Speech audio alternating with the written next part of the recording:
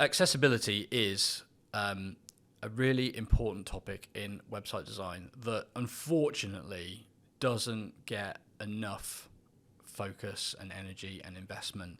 And even when it's a subject of conversation, it tends to be just that and not necessarily the follow through that's required. Now, accessibility is, of course, important because by rights, everybody should have access to the internet and the information that's there.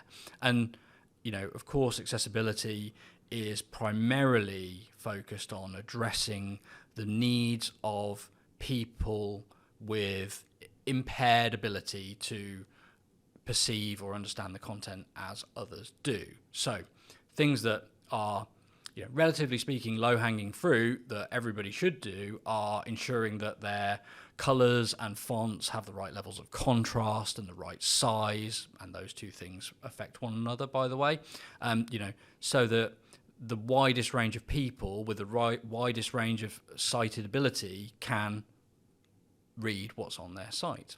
The next thing that's really, really important is to think about, from a code and from a metadata perspective, doing as much as we can to ensure that people who are using other forms of device or technology to consume our website, screen readers, for example, can indeed enjoy, ideally, all the content that we've laid out, for our audience.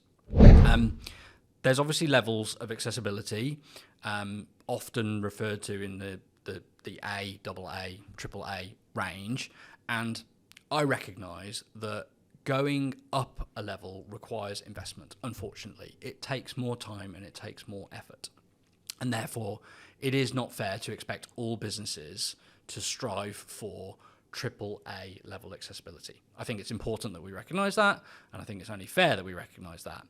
But it is, I think, really important to not simply talk about accessibility, but to build basic accessibility into your processes, if you're someone who's creating, like us, creating websites, for others.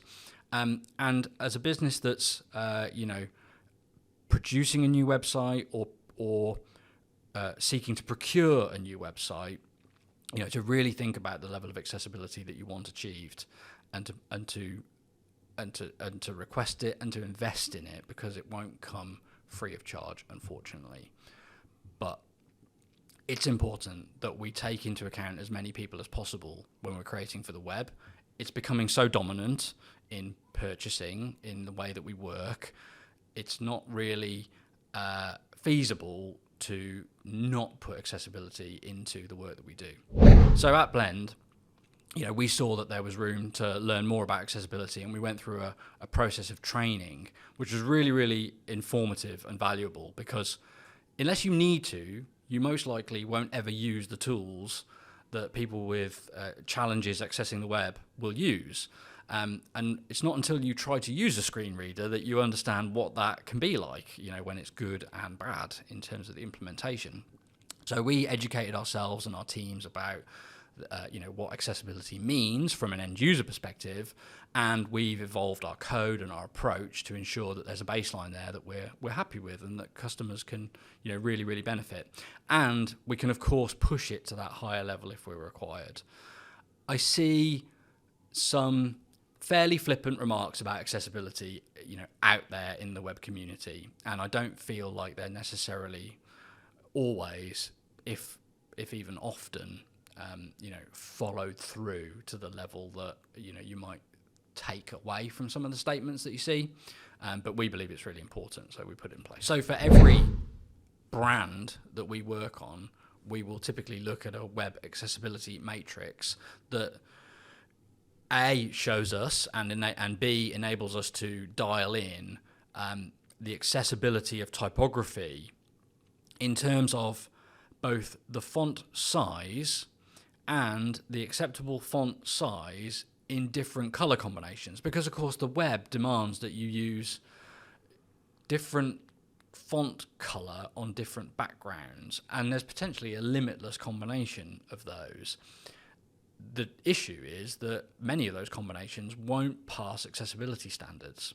So you have to know on background A using font color B, what's the minimum acceptable size that I can show the font, use typography, and it have enough contrast to be readable at that size. So, we take effort to ensure that every color combination and font size is tested and and passes before we allow its use in the websites that we build.